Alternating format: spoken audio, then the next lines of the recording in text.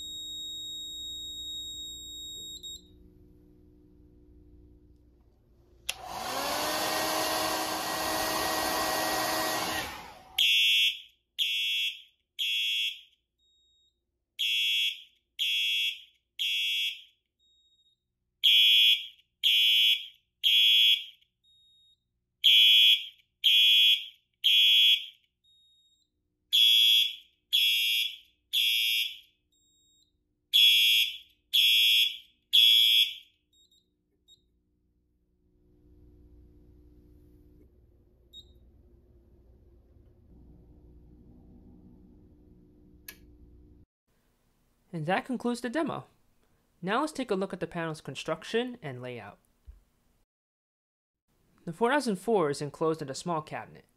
The back box measures about 14.5 inches tall, 16 inches wide, and the entire panel weighs about 10 pounds without the batteries. There is also a thin trim ring around the door for flush mounting. The system components are mounted on a metal chassis which is attached to the back box.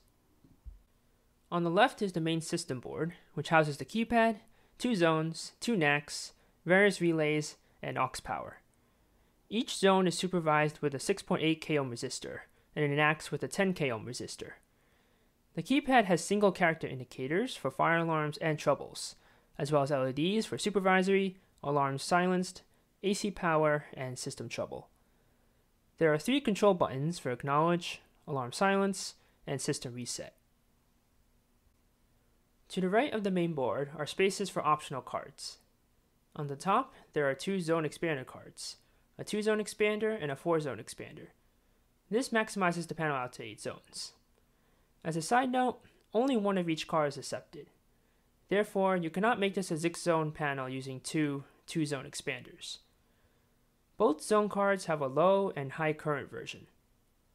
The main difference with the high current cards is they hold up to 30 detectors per zone, compared to the 20 detectors on low current cards. The high current cards are also required for detectors with relay bases, and these use a 3.3 k ohm resistor for supervision.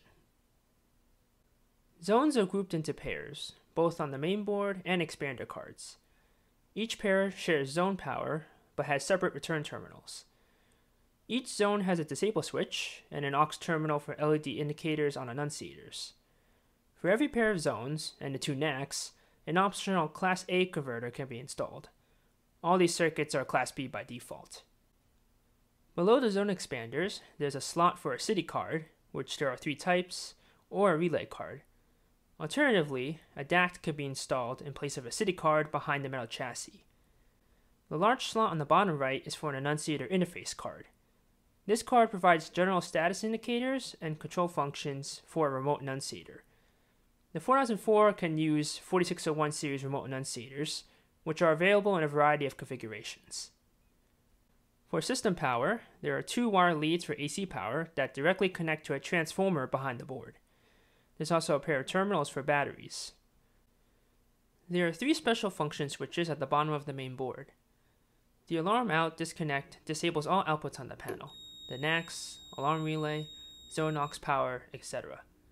This can be used for silent testing of the system without disturbing occupants or alerting monitoring stations. The sensor switch toggles walk test, a feature that allows one person to test the entire system. This creates a trouble as it disables normal fire alarm protection. In walk test, the signals will pulse the zone number for each point that is activated. So let's conduct a walk test.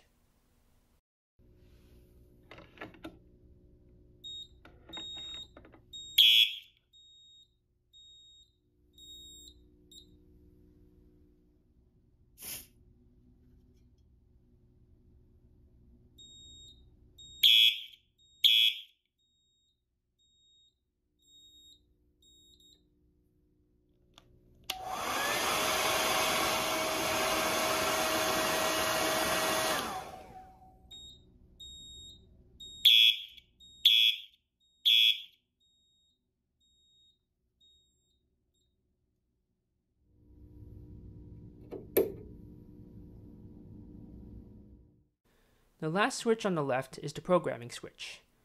Flipping this on enters programming mode and disables all fire alarm protection while it is on. Programming on the 4004 is very simple. After acknowledging the trouble, the programming interface opens and configuration changes can be made. The fire alarm indicator shows the current programming option, and the trouble indicator displays the current value. The acknowledge button will scroll through the options, and the system reset button scrolls through the values for each option. The first option sets the number of zones in the system. This can be 2, 4, 6, or 8 depending on the zone expanders installed. Each zone has its own function type. The default is 0, which is a generic fire zone. 1 is for alarm verification, intended for use on 2-wire current limiting smoke detectors. 2 is for fire supervisory. This is typically used on water flow sprinkler systems, but could be used for other purposes. 3 is for trouble only. Any change in this zone results in a system trouble. And lastly, 4 is for a Style C monitor, where only current limiting devices result in a fire alarm. Direct contact devices like pull stations would result in a trouble for this option. Option 9 is for the city or DACT card, 1 if installed.